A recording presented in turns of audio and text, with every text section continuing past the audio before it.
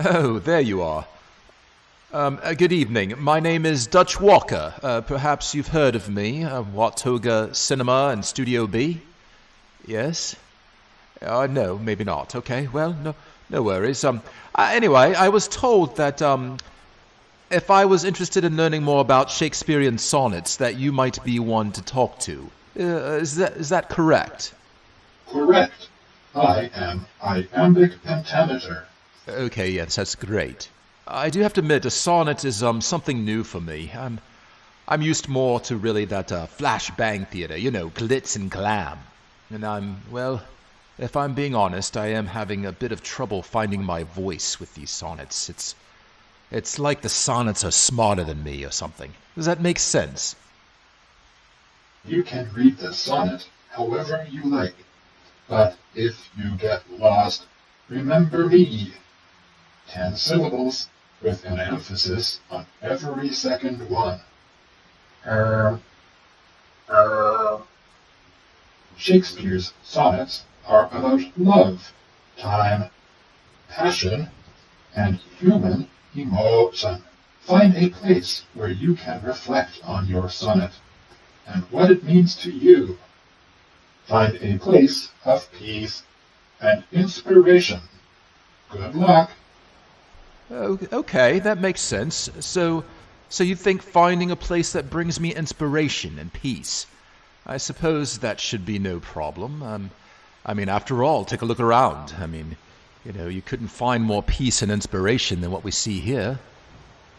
Perhaps, good robot, I'll take your advice, and let me see what I can come up with. Goodbye, Mr. Robot. You've been very helpful. Thank you.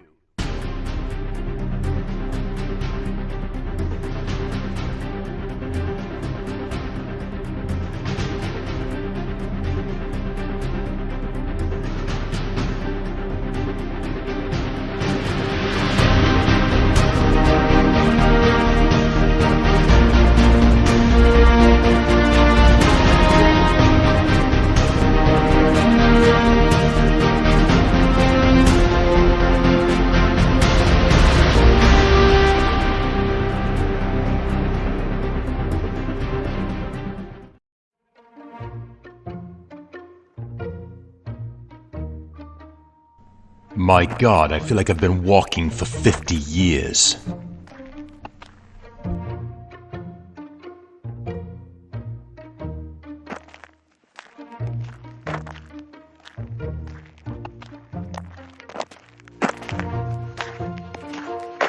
Swan Theatre.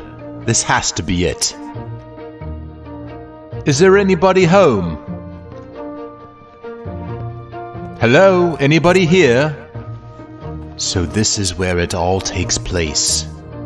I don't know if I'm ready.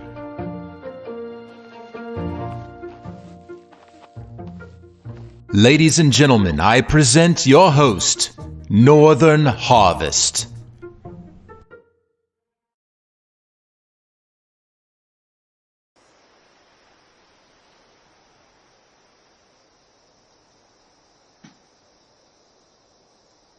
Welcome to the Wasteland Theatre Company's Shakespeare Sonnet Festival. I am your host, Eric Smalls, proprietor of the theatre company, and I invite you all here to our glorious Swan Theatre. I want to take a moment to thank the 5 responders in the Watoga Cinema, the phenomenal Dutch, for promoting and producing our event tonight, and to resources long gone, like Shakespeare in the Ruins and the Folger Shakespeare Library, both now ash and dust of a time past. I remind those in the theater to please silence yourselves until it is your time to speak. We also have security posted outside the theater in case of interruption. I ask theater goers inside not to draw your weapons and rush out. Keep to your seats, it is under control. This is the first reading of Shakespeare's sonnets here in our post-nuclear apocalyptic West Virginia, and I am honored to have such fine readers of poetry as yourselves. Shakespeare's 154 sonnets speak to us across hundreds of years. They touch our very souls and connect us with a past gone, a present ready, and a future to behold. Time, love, passion, death, all these we know well. And while Shakespeare may not have wrote about our present condition, living in the wasteland of a nuclear apocalypse, fighting every day for survival with threats of human and nature kind, it is these sonnets that we capture a glimpse of our humanity. Tonight, we have readers from a range of backgrounds. Some have submitted their sonnets in advance on a holotape, which you can access on your Pip-Boys at the appropriate times in our schedule. Others will be read here live in the theater. We will alternate between a live reading and a Pip-Boy reading. I will begin our Sonnet Festival without further ado, with Sonnet 129. This sonnet reflects the danger of lust, but here in the wasteland we are plagued by another deadly sin, that's bloodlust. The violence that ends our humanity, a trap that ensnares us in our struggle over each other's survival. I hope Sonnet 129 will remind us of how pervasive, tempting, and dangerous this damned violence is. Sonnet 129. The expense of spirit in a waste of shame is lust in action. Until action, lust is perjured, murderous, bloody, full of blame, savage, extreme, rude, cruel, not to trust, enjoyed no sooner but despised straight, past reason hunted, and no sooner had past reason hated, as a swallowed bait on purpose laid to make the taker mad. Mad in pursuit and in possession so, had, having, and in quest to have extreme, a bliss in proof and proved a very woe, before a joy proposed, behind a dream. All this the world well knows, yet none knows well to shun the heaven that leads men to this hell. Our next sonnet reader is the amazing Jessica Starr reading Sonnet 60. Please tune in to your Pip-Boy now for this holotape recording.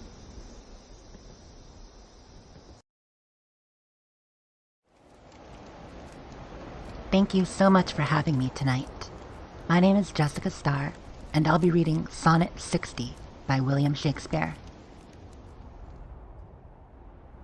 Like as the waves make toward the pebbled shore, so do our minutes hasten to their end, each changing place with that which goes before, in sequent toil all forwards do contend.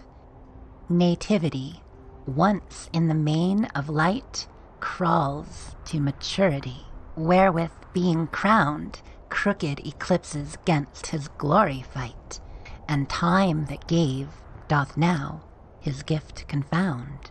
Time doth transfix the flourish set on youth, and delves the parallels in beauty's brow, feeds on the rarities of nature's truth, and nothing stands but for his scythe to mow.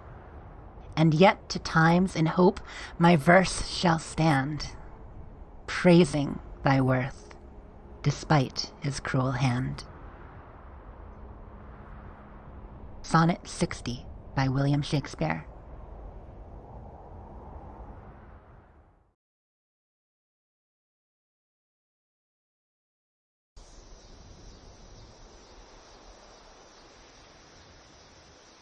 A beautiful sonnet that stands the test of time. Our next sonnet will be read here live in the Swan Theatre. I welcome up the Void Maiden to read Sonnet 34. Thank you very much. I chose Sonnet 34 because I think when I was reading it, it felt almost like Shakespeare lived here in the wasteland and was writing to the wasteland, because it's very bittersweet to live here because you love it, but it's very treacherous. So let's get right into it. Sonnet 34. Why didst thou promise such a beauteous day, and make me travel forth without my cloak, to let base clouds o'ertake me in my way, hiding thy bravery in their rotten smoke.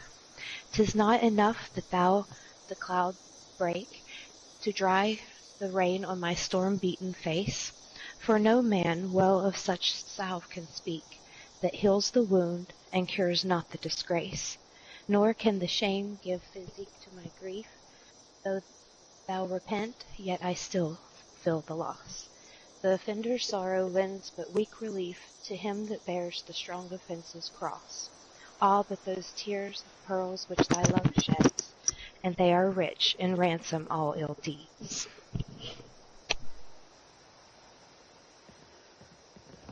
Thank you, Void Maiden.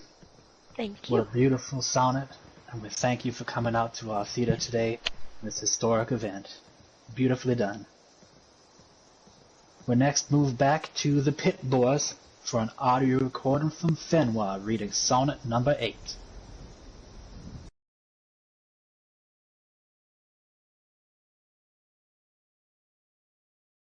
Music to hear. Why hearest thou music sadly? Sweets with sweets war not, joy delights in joy. Why lovest thou that which thou receivest not gladly, or else receivest with pleasure thine annoy? If the true concord of well-tuned sounds, by unions married, do offend thine ear, they do but sweetly chide thee, who confounds in singleness the parts that thou shouldst bear. Mark how one string, sweet husband to another, strikes each in each by mutual ordering, resembling sire and child and happy mother, who, all in one pleasing note do sing, whose speechless song, being many, seeming one, sings this to thee: thou single wilt prove none.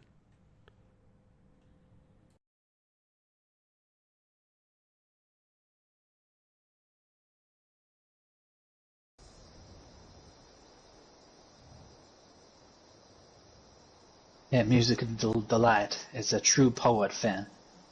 Thank you for submitting your sonnet to our festival. We return to our theater for Lemus, the designer of our beautiful theaters, everything you see here, and the true inspiration for the theater company. He will read Sonnet 116, a favorite sonnet of the Wasteland, as you will see.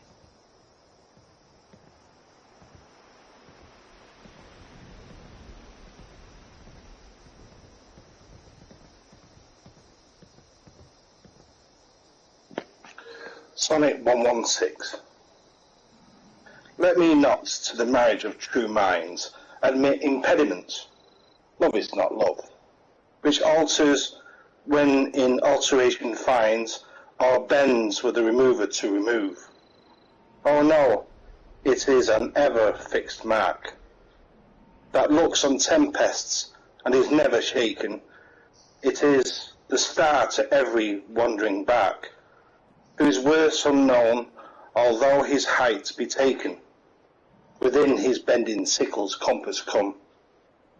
Love alters not with his brief hours and weeks, but bears it out, even to the edge of doom. If this be error upon me proved, I never writ, nor no man ever loved. We thank you, Lemus. How genuine and beautiful. We now return to our Pit Boys to hear a reading of Sonnet 2 from Don McCormick.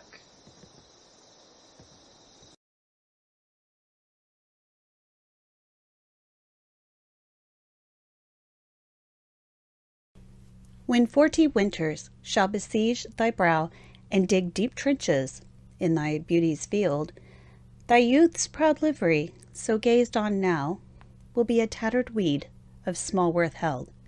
Then being asked where all thy beauty lies, where all the treasure of thy lusty days, to say within thine own deep sunken eyes were an all-eating shame and thriftless praise. How much more praise deserved thy beauty's use, if thou couldst answer, this fair child of mine shall sum my count and make my old excuse. proving his beauty by succession thine. This were to be new made when thou art old, and see thy blood warm when thou feel'st it cold.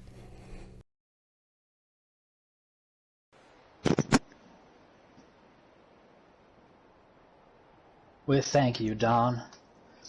A chilling sonnet that makes one think. Is the fair child a human child? Or is it representative of our need today to rebirth humanity, to build a future in a stark world? We return to our theater. Let us hear from Meeks to build the beautiful Sonnet 18.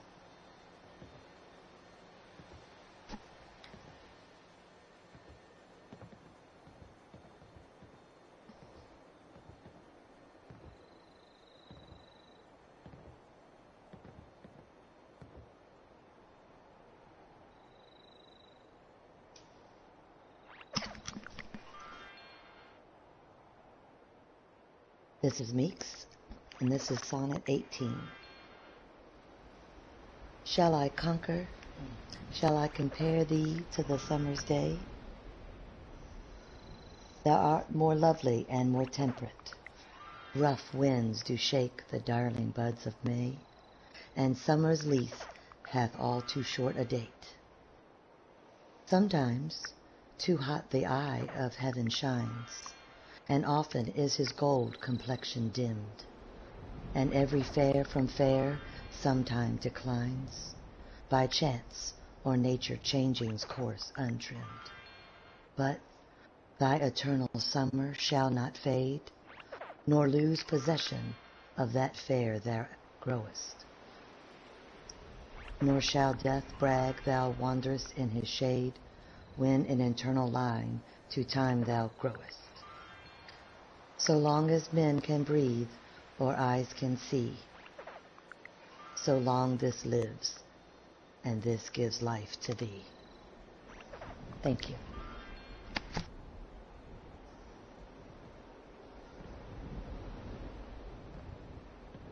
Thank you very much, Meeks. Beautifully read. Shall I compare thee to a summer's day? When I hear that sonnet, I admittedly think of the atomic blast. It speaks to me in such a way that I never thought before. This is the beauty of our sonnet festival, that every sonnet speaks to each one of us in a different way, in a meaningful way in our environment here.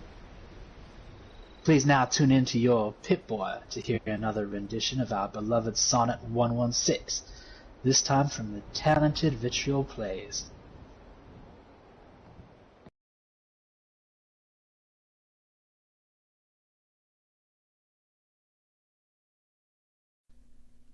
If there be nothing new, but that which is, hath been before, how are our brains beguiled? Which laboring for invention bear amiss that second burthen of a former child? Oh, that record could with a backward look, even of 500 courses of the sun, show me your image in some antique book, since mine at first in character was done, that I might see what the old world could say to this composed wonder of your frame, whether we are mended, or where better they, or whether revolution be the same.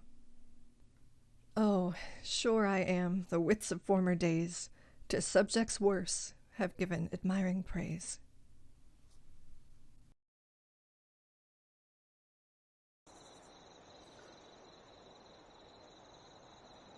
Well, thank you, Vitriol Plays. I am drawn to Sonnet 116 as well, and find it of interest that not 2, but 3 Wastelanders have been moved to this sonnet. I do wonder, is Sonnet 116 the poem of the Wastelander? What is it about 116 that captures us here in Appalachia? We move back to our theater for 2 readings. The first will be a Scald, reading Sonnet 122.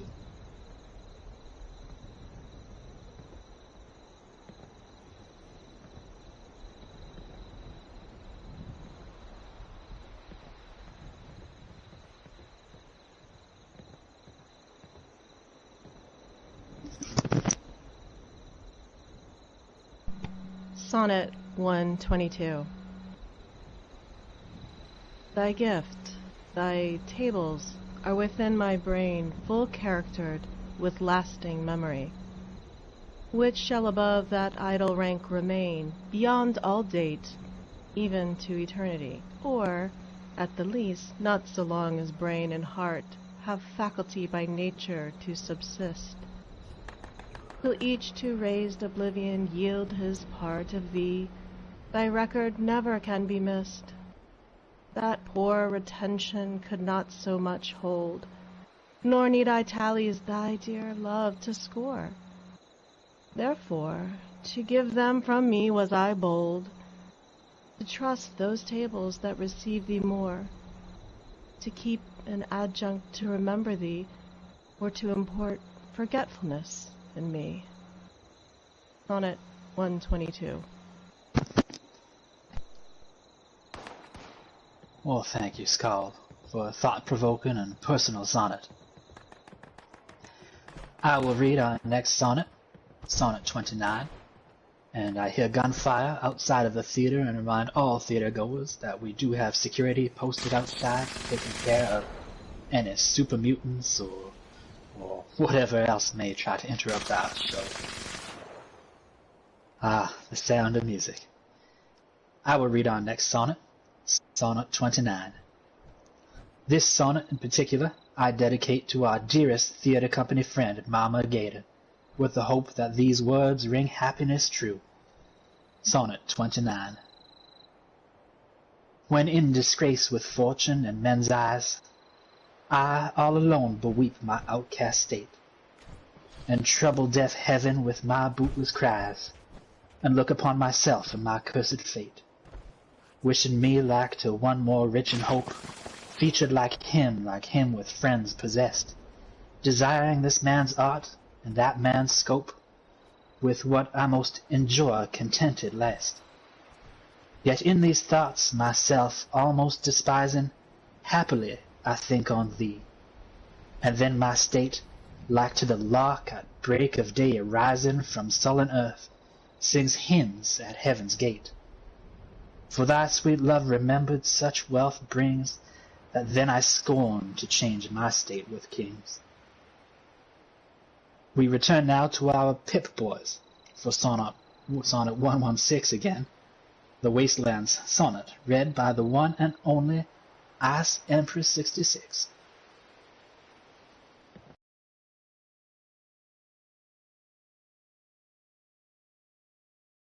Let me not to the marriage of true minds admit impediments. Love is not love which alters when it alteration finds, or bends with the remover to remove. No, it is an ever fixed mark that looks on tempests and is never shaken. It is a star to every wandering bark, whose worth's unknown, although his height be taken. Love's not time's fool, rosy lips and cheeks, within his bending sickle's compass come. Love alters not with his brief hours and weeks. It bears it out, even to the edge of doom. If this be error, and upon me proved, I never writ, nor man ever loved.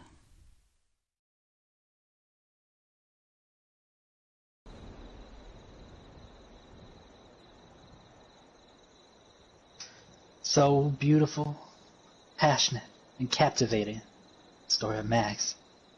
I thank you, Ice Empress. I am truly moved. Next, live in our theater, we have the theater company's own Hammerlane, reading Sonnet 57. Hammerlane, we invite you to the stage.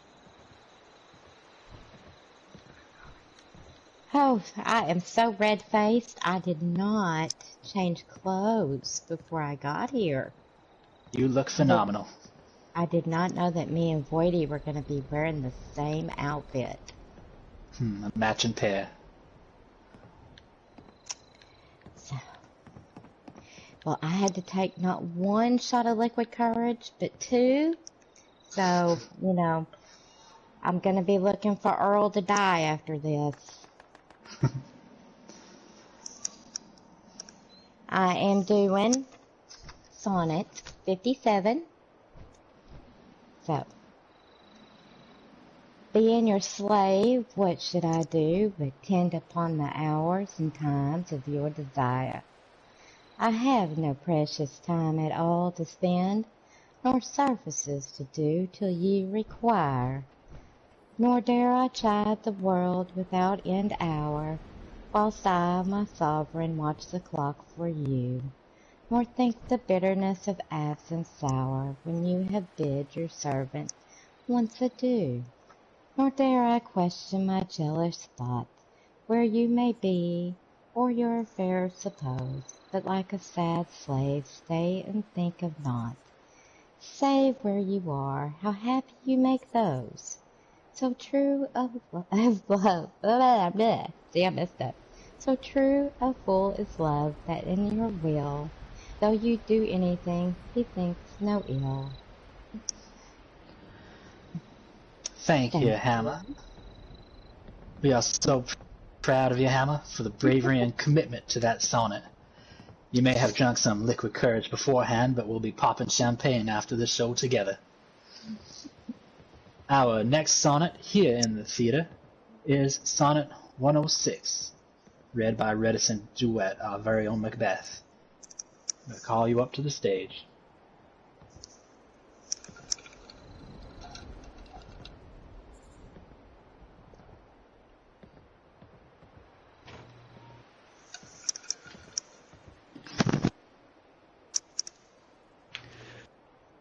When in the chronicle of wasted time I see descriptions of the fairest wights, and beauty making beautiful old rhyme in praise of ladies dead and lovely knights, then in the blazon of sweet beauty's best, of hand, of foot, of lip, of eye, of brow, I see their antique pen would have expressed even such a beauty as you master now.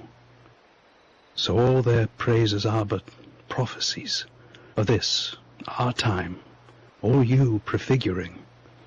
And, for they looked but with divining eyes, they had not skill enough your worth to sing. For we, which now behold these present days, have eyes to wonder, but lack tongues to praise.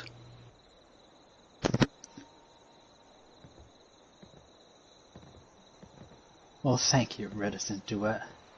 I cannot get over that voice. It's chilling to the core, but moving. There's something in that voice that screams Wasteland, but still whispers Shakespeare. Our final Pip-Boy recording is Rachel Cerullo reading Sonnet 35. So we'll move to our Pip-Boys.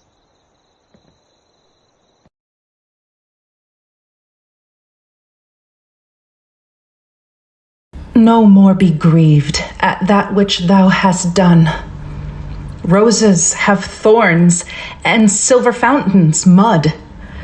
Clouds and eclipses stain both moon and sun, and loathsome canker lives in sweetest bud. All men make faults, and even I, in this, authorizing thy trespass with compare, myself corrupting, salving thy amiss, excusing thy sins more than thy sins are. For to thy sensual fault I bring in sense. Thy adverse party is thy advocate, and 'gainst myself a lawful plea commence. Such civil war is in my love and hate, that I an accessory needs must be to that sweet thief which sourly robs from me.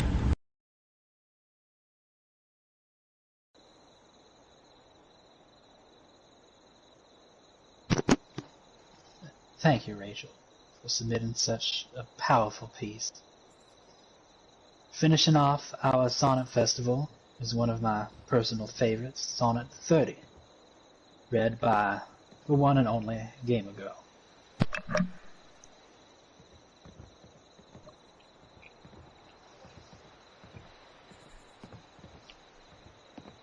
Thank you. I chose Sonnet 30 because I think it'll speak to a lot of us and everything that has been lost over the last few years. Sonnet 30. When to the sessions of sweet silent thought I summon up remembrance of things past, I sigh the lack of many a thing I sought, and with old woes new wail my dear time's waste. Then can I drown an eye unused to flow for precious friends hid in death's dateless night, and weep afresh love's long since cancelled woe, and moan the expense of many a vanished sight. Then can I grieve at grievances foregone, and heavily from woe to woe tell o'er the sad account of fore bemoaned moan, which I new pay as if not paid before. But if the while I think on thee, dear friend, all losses are restored, and sorrows end. Sonnet 30. Well, thank you, Gamer Girl. I can't think of a better way to end our Sonnet Festival than with those particular words of Shakespeare himself. I thank you for delivering them so powerfully for all of us to sit, think upon. I thank you all for joining us in this historic, first ever Shakespeare Sonnet Festival in post-nuclear apocalyptic West Virginia. And as Gamer Girl so beautifully read, we hope that with our festival, all losses are restored and sorrows end. I want to thank everybody for coming and delivering your sonnets, both by Pip-Boy and here in the theater. And once again, thank the wonderful Dutch for helping to produce this amazing show for us today. I bid you all a good night. Thank you.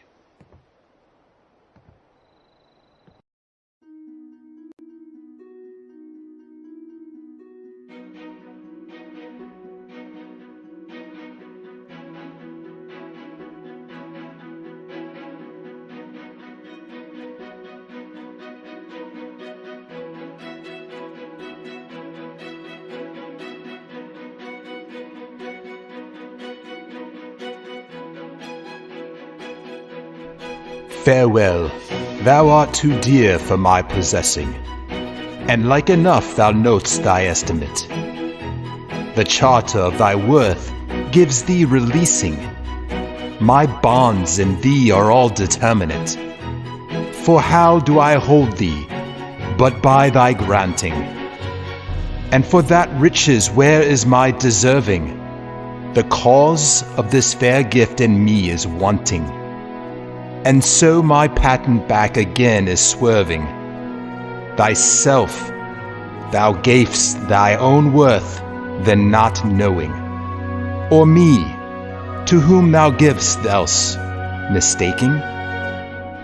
So thy great gift upon misprison growing, comes home again, on better judgment making. Thus have I had thee as a dream doth flatter, in sleep a king, but waking no much matter.